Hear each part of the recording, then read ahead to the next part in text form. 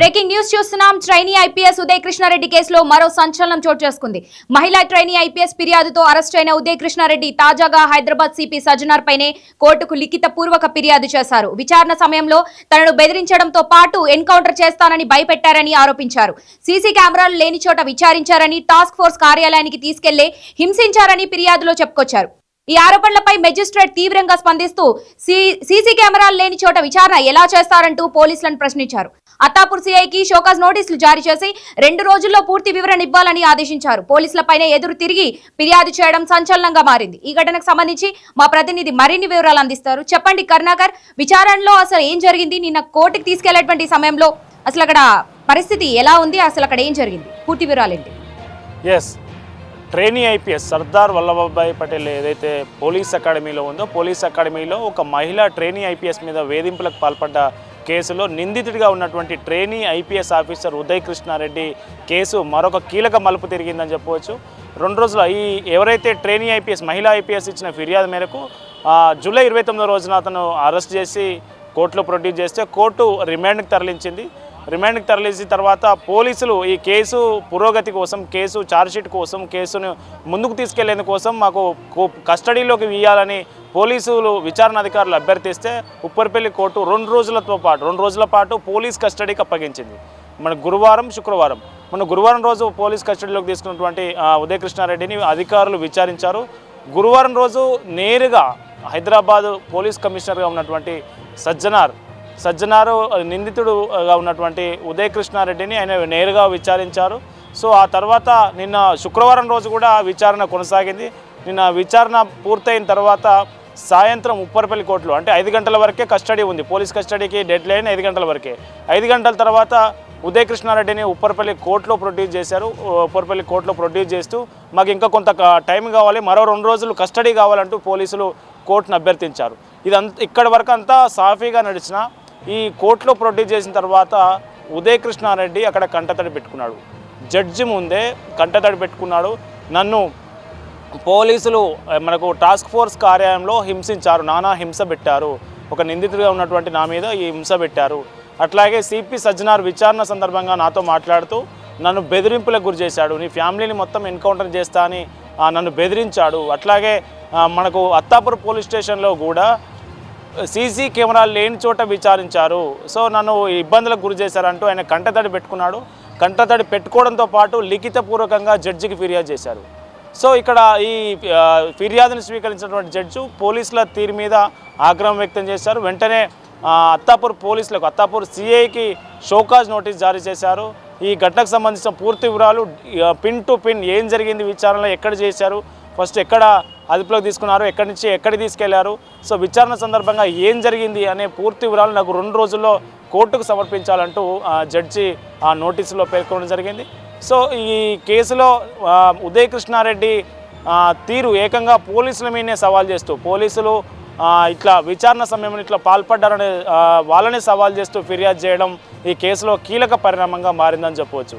ఎందుకంటే తను ట్రైనీ ఐపీఎస్గా ఉన్నాడు కాబట్టి, సో పోలీసుల విచారణ సందర్భంలో ఒక నిందితుడిగా ఉన్నటువంటి వ్యక్తికి ఎట్లాంటి హక్కులు ఉంటాయి, సో అతను ఎక్కడ విచారించాలి, ఎక్కడ విచారించకూడదు, హింసించవచ్చా, బెదిరించవచ్చా, దుర్భాషలు ఆడొచ్చా లేదా, ఇట్లాంటి అన్ని చట్టం మీద అవగాహన ఉంది. ఎందుకంటే ట్రైనీ ఐపీఎస్గా ఉన్నాడు. ఇంకొక 2 నెలల్లో ఐపీఎస్ ట్రైనింగ్ పూర్తి చేసుకొని పోస్టింగ్లోకి వెళ్ళే పరిస్థితిలో ఉన్నటువంటి ఉదయ్ కృష్ణారెడ్డి ఈ కేసులో ఈ కేసు ఎదుర్కొంటుండడం ఇప్పుడు సంచలనంగా మారిన నేపథ్యంలో చట్టం మీద, వ్యవస్థ మీద, పోలీసులు విచారణ మీద పూర్తిగా అవగాహన ఉన్న వ్యక్తిగా అతను ఈ జడ్జికి ఫిర్యాదు చేసినట్లుగా మనం చూడొచ్చు. కోర్టులో ఆయన ఆరోపణలు ఏంటంటే తనను హింసించారు, తనను ఇబ్బందులకు గురి చేశారు, అట్లాగే తన ఫ్యామిలీని ఎవరైతే తన బ్రదర్ కావచ్చు, మేనమామను కావచ్చు, వాళ్ళను కూడా వాళ్ళ స్టేట్మెంట్ రికార్డ్ చేయడానికి వాళ్ళని కూడా అదుపులోకి తీసుకున్న పరిస్థితి. సో ఈ నేపథ్యంలో వాళ్ళని ఎన్కౌంటర్ చేస్తా, నువ్వు నిజం చెప్తావా చెప్పవా, లేదంటే ఆ ఇన్స్టా ఐడిలో ఏం చేసినావు, ఇన్స్టా ఐడిలో ఎవరితో మాట్లాడినావు, సో నీ ఆ కత్తి ఎక్కడ ఉంది, ఆమె గొంతు మీద పెట్టిన ఆరోపించింది కదా, ఆ కత్తి ఎక్కడ ఉంది, ఐఫోన్ కీలకంగా ఉన్నటువంటి ఐఫోన్ ఎక్కడ ఉంది, సో ఇట్లా ఈ విచారణలో భాగంగా ఇంకెక్కడైనా అమ్మాయిలను వేధింపులకు గురి చేసావా, ఇట్లాంటి క్వశ్చన్లు వేసినప్పుడు మొదట గురువారం రోజు కొంత సానుకూలంగానే సమాధానం ఇచ్చినప్పటికీ శుక్రవారం మాత్రం కనీసం నాకు తెలియదు, గుర్తులేదు, మర్చిపోయా, ఇట్లాంటి పదాలు వాడుతూ తను విచారణకు సహకరించలేదనేది మనకు పోలీసుల అధికారుల ద్వారా తెలుస్తూ ఉంది. సో ఈ సమయంలోనే ఆయన కొంత ఒత్తిడికి గురి చేశారు, ఇబ్బందులకు గురి చేశారు. సీసీటీవీ ఫుటేజీ, సీసీటీవీ కెమెరాలు లేని చోట విచారణ జరపడం అనేది ఆయన ప్రధానంగా అభ్యంతరం వ్యక్తం చేస్తూ కోర్టుకు ఫిర్యాదు చేశారు.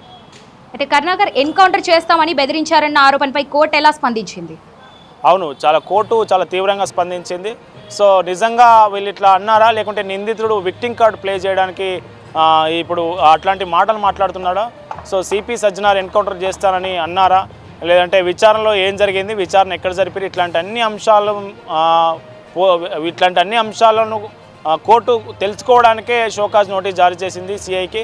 దీని మీద పూర్తి వివరాలు, ఎక్కడెక్కడ ఇన్వెస్టిగేషన్ జరిగింది, అసలు ఏం జరిగింది, ఎవరు ఎప్పుడు ఆయన విచారించారు, ఇట్లాంటి అన్ని వివరాలతో మాకు కోర్టుకు సమర్పించాలని కోర్టు అత్తాపూర్ సిఐకి నోటీస్ ఇచ్చిన నేపథ్యంలో వాళ్ళ నోటీస్ ఆధారంగా కోర్టు తదుపరి ఎట్లాంటి కామెంట్ చేస్తుంది, ఏం చర్యలు తీసుకుంటుంది, ఏం ఆదేశాలు ఇవ్వబోతుంది అనేది చూడాలి. ఓకే, అత్తాపూర్ సిఐకి షోకాజ్ నోటీసులు అసలు ఎందుకు జారీ చేశారంటారు? అంటే ప్రధాన కారణం ఏమై ఉండొచ్చు అంటారు? సో అత్తాపూర్ పోలీస్ స్టేషన్ సిఐకి నోటీసు జారీ చేయడానికి కారణం ఇదంతా కేసు ఫస్ట్ ఫిర్యాదు ఇచ్చింది అక్కడే, కేసు ఫైల్ చేసింది అక్కడే, ఇప్పుడు కేసు విచారణ జరుగుతున్నది కూడా అక్కడే. సో కేసు విచారణ జరుగుతున్నప్పుడే ఆయన ఇబ్బందులకు గురైండు అనేది ఆయన ప్రధాన ఆరోపణ పోలీసుల ద్వారా, పోలీసుల విచారణలో. కాబట్టి అత్తాపూరు స్టేషన్ హౌస్ ఆఫీసర్గా ఉన్నటువంటి సిఐకే కోర్టు నోటీసులు ఇచ్చింది. సో ఆయనే అథెంటిక్ కేసు విచారణకు సంబంధించి ఆయనే ఆ స్టేషన్ హౌస్ ఆఫీసర్ కాబట్టి అతనికే నోటీసులు జారీ చేసింది. ఇప్పుడు ఈ నోటీసుల మీద, కోర్టు నోటీసుల మీద అత్తాపూర్ సిఐ దాని మీద పూర్తి వివరాలు క్రోడీకరించి కోర్టుకు సమర్పించే అవకాశం ఉంది. ఓకే, ప్రస్తుతం ఉదయ కృష్ణారెడ్డి పరిస్థితి ఎలా ఉందంటారు?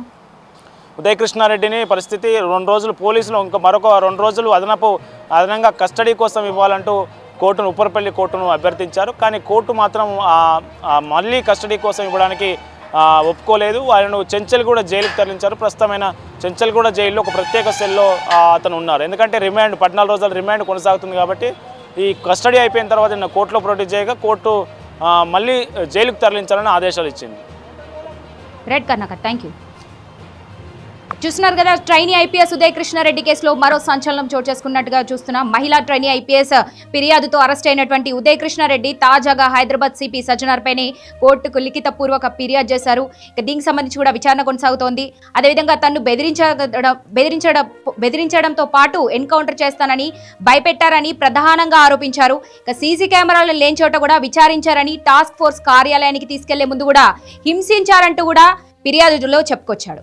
ఇక ఈ ఆరోపణలపై కూడా మెజిస్ట్రేట్ తీవ్రంగా స్పందిస్తూ సీసీ కెమెరాలు లేని చోట ఎందుకు విచారణ చేపట్టారంటూ కూడా పోలీసులను క్వశ్చన్ చేసింది. ఇక అత్తాపూర్ సిఐకి కూడా షోకాజ్ నోటీసులు కూడా జారీ చేస్తుంది. ఇక దీనికి సంబంధించి మరిన్ని అప్డేట్స్ కూడా చూడాల్సినటువంటి అవసరం ఉంది.